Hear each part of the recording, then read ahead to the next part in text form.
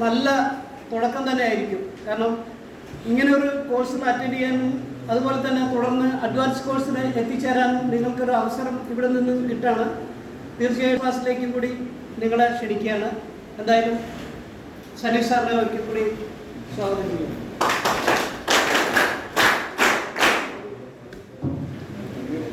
Okay, thank you. എന്റെ sound എല്ലാവർക്കും കേൾക്കുന്നുണ്ടെന്ന് വിശ്വസിക്കുന്നു. കേൾക്കുന്നില്ല? ഓക്കെ.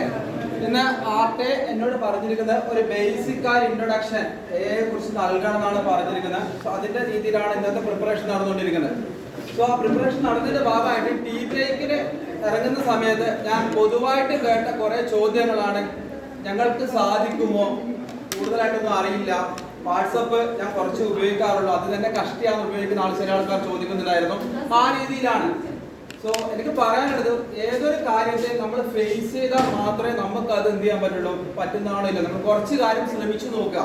സോ അവരോട് തന്നെ എൻ്റെ ചോദിച്ച തൊട്ടടുത്തുള്ള ആൾ കൊടുത്തൊരു ഉപദേശം, ഒരു ചോദ്യം ചോദിച്ചപ്പോൾ നമ്മൾ വാട്സപ്പ് ഉപയോഗിക്കാൻ തുടങ്ങിയില്ലേ, നമ്മൾ ഇത്ര എത്തിയല്ലോ. സോ അതേപോലെ ഇനിയുള്ള കാലഘട്ടത്തിൽ നമ്മൾ AI നമ്മുടെ ഭാഗമായിട്ട് മാറിക്കൊണ്ടിരിക്കുകയാണ്. ഓക്കെ. സോ എന്നിട്ട് ഓൾറെഡി നമ്മളിപ്പോൾ ലേറ്റ് ആയി. ഓക്കെ, ഞാൻ എന്തായാലും നമ്മുടെ സെഷനിലേക്ക് പോവാണ്.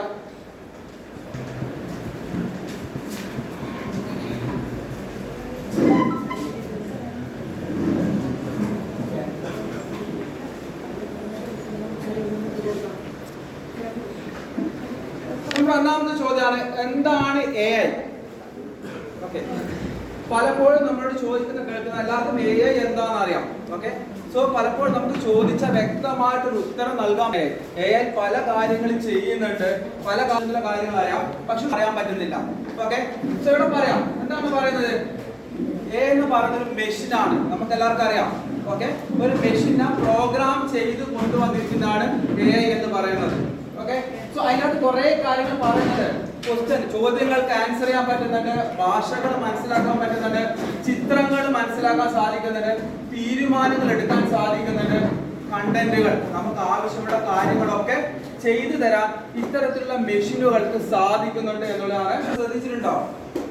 നമ്മൾ കാൽക്കുലേഷൻ 1+1 ചോദിച്ചു കഴിഞ്ഞാൽ വളരെ പെട്ടെന്ന് കൂട്ടിത്തരുന്നുണ്ട്. വലിയ കാൽക്കുലേഷൻ ആണെങ്കിൽ പോലും നമുക്ക് കൂട്ടാൻ പറ്റുന്നതിനേക്കാൾ വേഗത്തിൽ ആര് ചെയ്തു തരുന്നത്?